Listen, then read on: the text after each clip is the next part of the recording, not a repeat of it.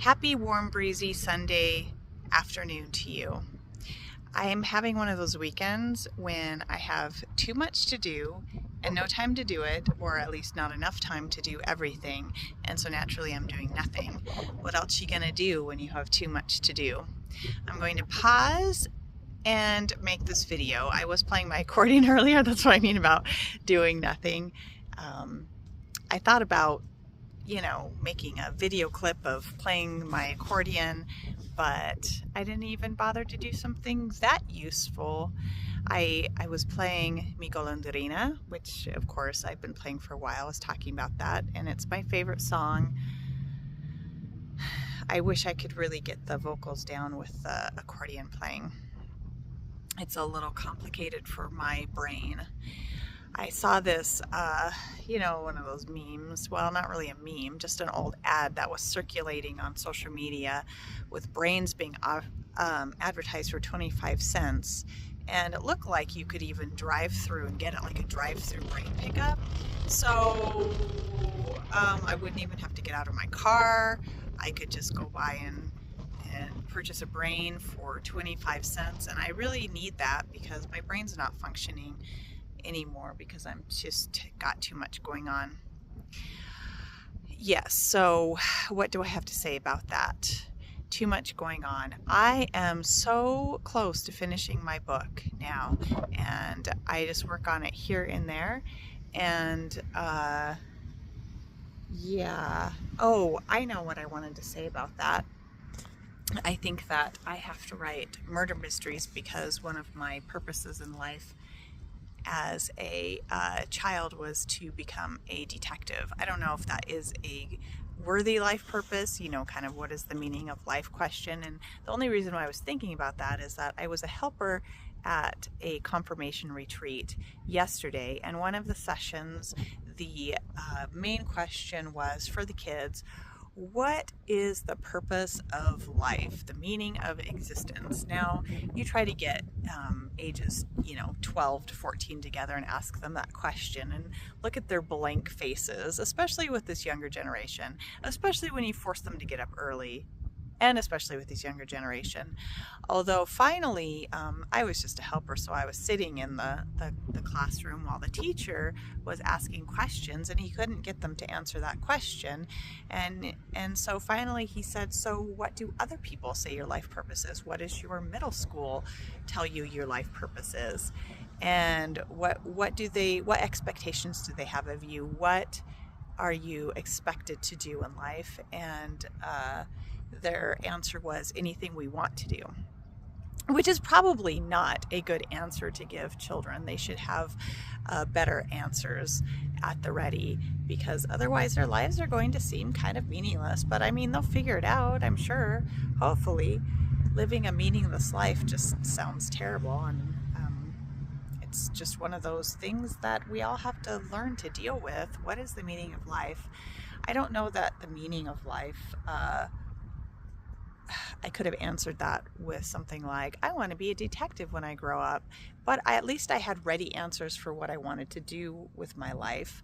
I knew that I had to do something. I had to, get a job, have a career, or get married, or both. And I think that when I was 12 to 14, I would have answered I wanted to get married and have children, and I wanted to be a writer. I think that really is in my soul, my vocation. And I also wanted to be a detective because I sort of fantasized about that, being like, I don't know about Nancy Drew exactly, but I used to watch cop shows and read detective stories. And of course I did read Nancy Drew. But Nancy Drew kind of annoyed me because, well, she was good at everything. Like if she could pick up an instrument and play it, she could dance flawlessly on stage at the last minute to take the place of the prima ballerina, because she had got kidnapped or broken her leg or something like that. And so Nancy Drew could step in and do that. She also instead of using logic, a lot of time, well, yeah, I mean, she had to use logic, but a lot of her detective work was based off of hunches, which is intriguing to me.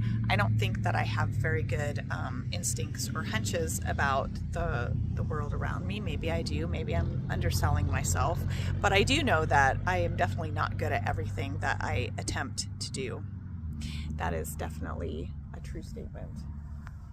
And somebody's coming to this park, so I moved to the swings over here, so if I move a little bit while I'm filming, that's why I wanted to get away from people who might be walking around the outside of the perimeter of the park. And because talking to myself or talking to a camera is always a little awkward when there are other people around. Anyway, so to carry on with that subject, no, I could never have been like,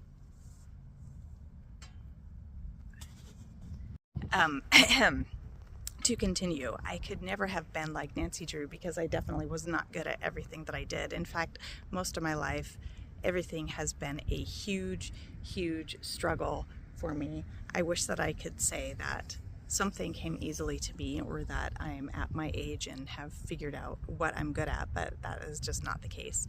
Everything is still a huge struggle for me. Growing up, school was a struggle, sports were a struggle, athletics in general, you know, not just sports, but like running, anything was a huge struggle for me. Nothing came easily to me. I could not pick up an instrument, I could not read music. There wasn't much that I really could do except, you know, I could ride my bike endlessly and read books. And so I learned to live in books mostly. And maybe you can relate to that. We had, during the confirmation retreat, we had a lot of people who gave their testimonies about, especially pertaining to the subjects we were addressing in the sessions. And in one of them,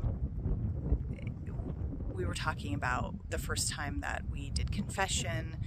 Maybe we were raised Catholic, and so we did that as a young person, or maybe we weren't raised Catholic and we did that as an adult. So there were various testimonies about confession, and repentance being a general rule of the Christian faith. If you aren't in constant repentance of your sinful lifestyle, well, hopefully you don't live a sinful lifestyle, but we all sin, so I guess in a sense we do.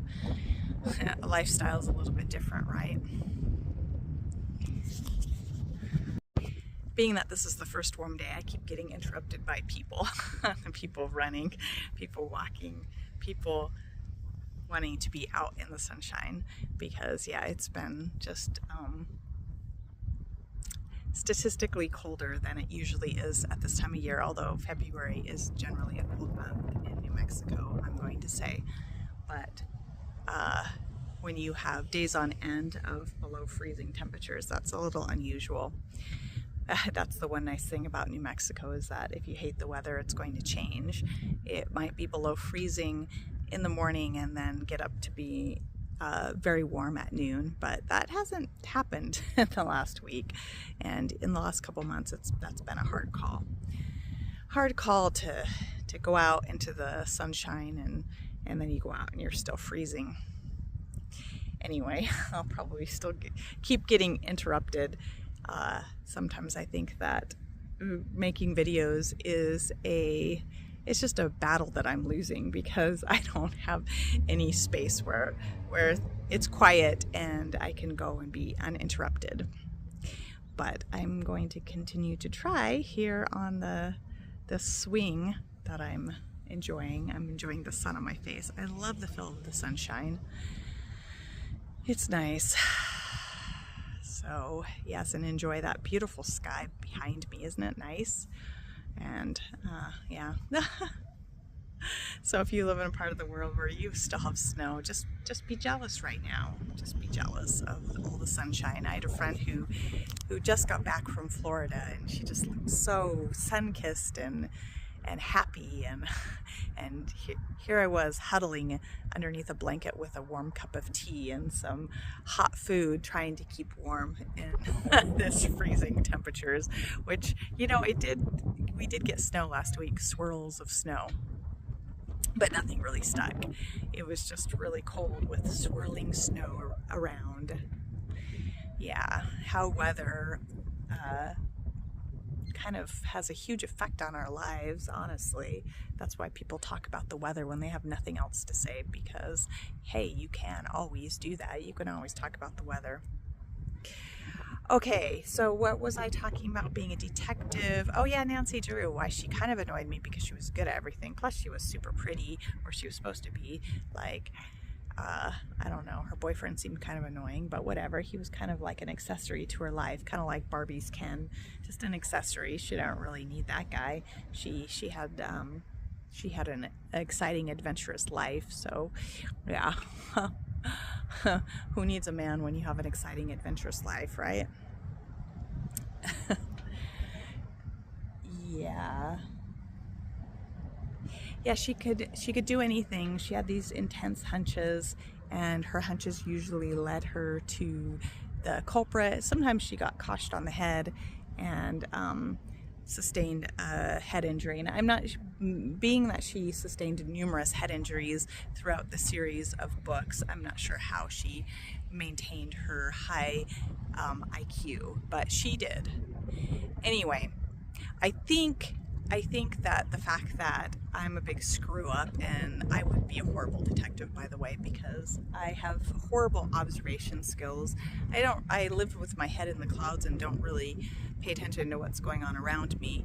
I think that's what inspired me to write my character, who is a delivery driver and becomes a detective, because he's like that too. He lives with his head in the clouds and then operates off of these hunches that come to him, and then he just instinctively knows the answers. Somewhere in his brain it's working out those answers. But that's my character, and he's kind of like the extension of myself, I guess, in that way.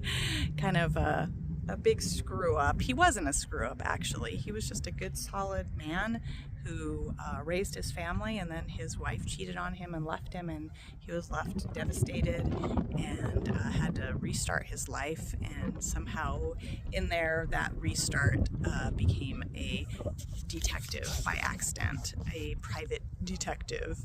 And yeah, I can live vicariously through my book characters. I don't really have to do anything in real life. I can live vicariously.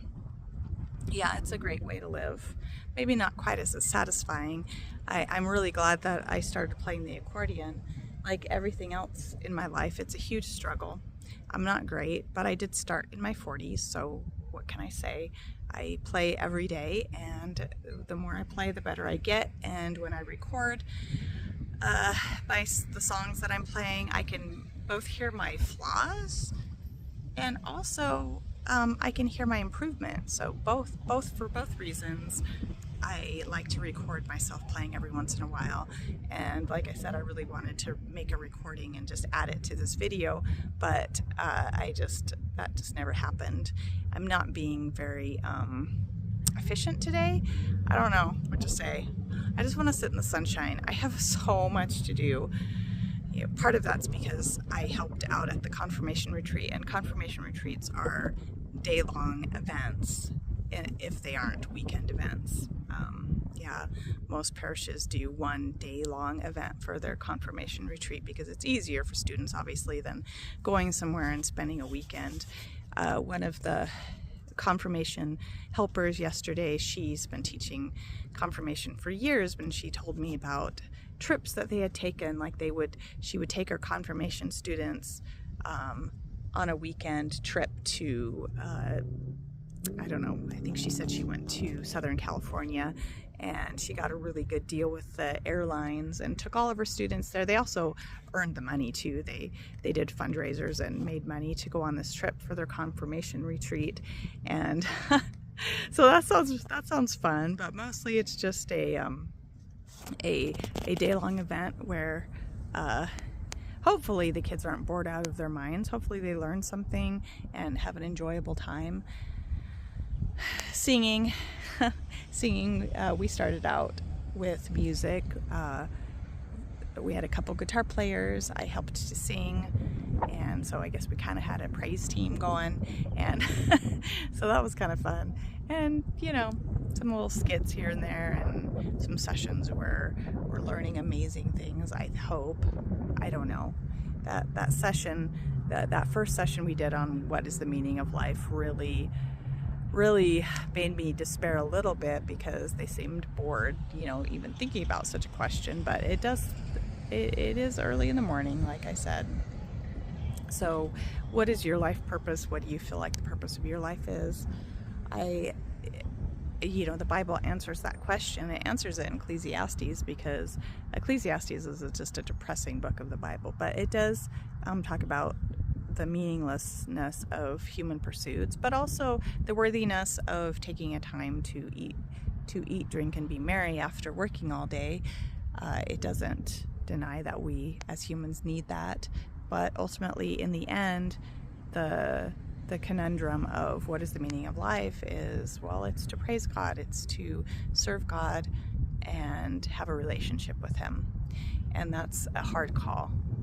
It's a hard call for us humans, and a lot of us don't even believe. We don't have the kind of faith that would help us to have a relationship with God, and the life pursuit becomes one of, I guess, materialism, finding happiness with other people, humanism, not even just materialism, but humanism, in which we can be kind to others and feel good about ourselves, because it does make us feel good being kind to others.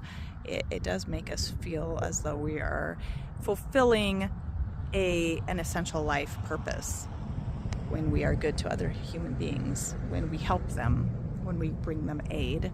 Also, when we have offspring and raise them, that's very fulfilling and meaningful. And the younger generation, again, does not really want to do that. It's like that's right outside of their existence, right outside of their minds of what they would choose to do. I find that very sad, because not everybody's meant to be parents, and not every person is a good parent, but it really is part of the meaning and purpose of life, is continuing the human race and helping to nurture that human race and making it a better place through our children.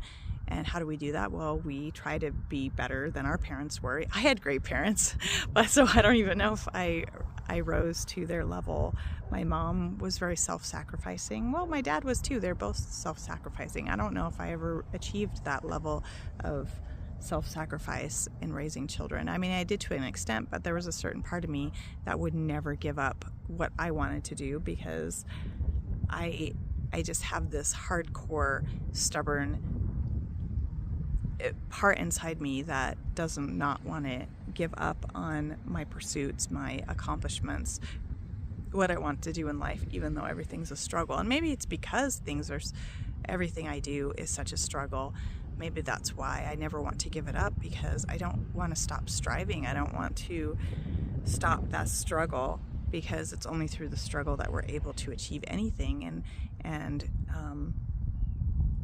so when I ended up going and getting a university degree, it was a big achievement on my part, because I struggled in school growing up. I was not an academic student. I was not a good student.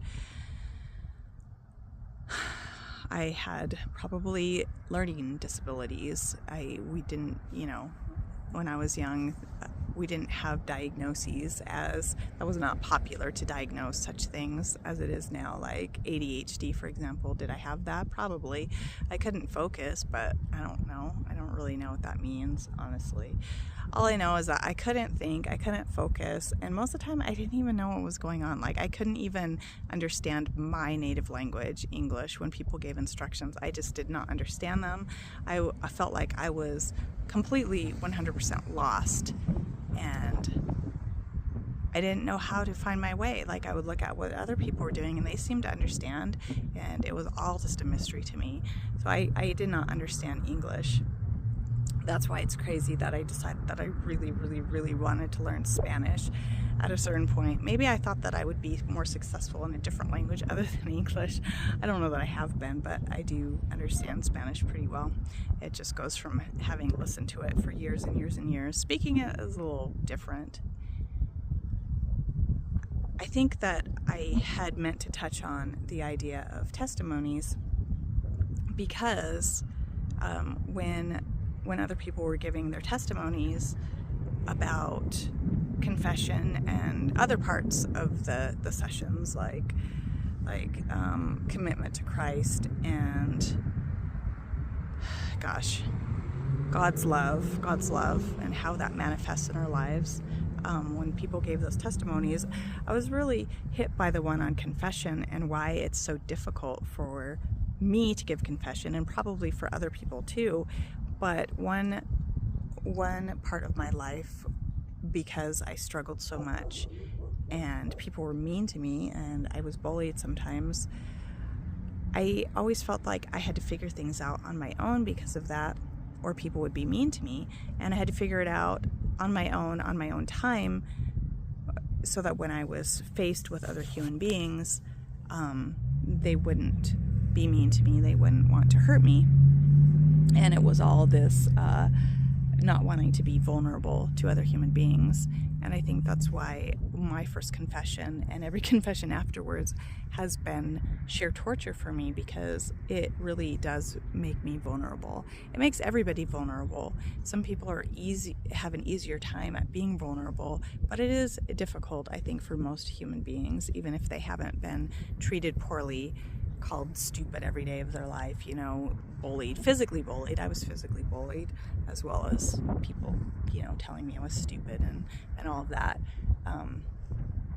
And honestly, on paper I was, but whatever. It is what it is. But maybe you can relate to that. Maybe you can relate to that feeling of vulnerability, and you don't want to confess any of your shameful deeds to a priest because it makes you vulnerable. But God knows everything, and in order to approach him, we have to accept a certain amount of vulnerability. If I had given a testimony, it would have been something like that. But I did not give a testimony because those were set up ahead of time. I was just a helper and helped with the praise team, which also makes me vulnerable in a way, because I'm not a great musician, but I did conquer my fears to sing in front of people, and I'm on that journey. Once I stop that journey, I'll be dead, because stagnation is the worst. Nobody wants to stagnate, right? I guess some people do. Some people don't care. They achieve a certain level in life and they're just happy and comfortable, and they don't want to strive. They want to curl up on the couch and read a book and drink tea, which is kind of what I want to do, but then I won't get all my work done. It is nice to do that. I actually did that when I got home from the confirmation retreat last evening. I was so cold. I was cold from being out all day.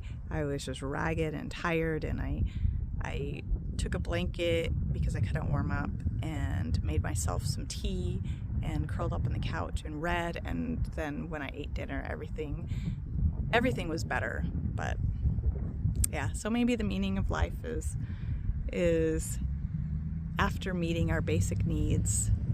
Well, maybe part of it is meeting our basic needs, but it's amazing how much a nice hot cup of tea can make you feel better about the world and food. And by the way, I have not eaten lunch yet. I need to go do that and get to work. Yeah, that's all I have to say today.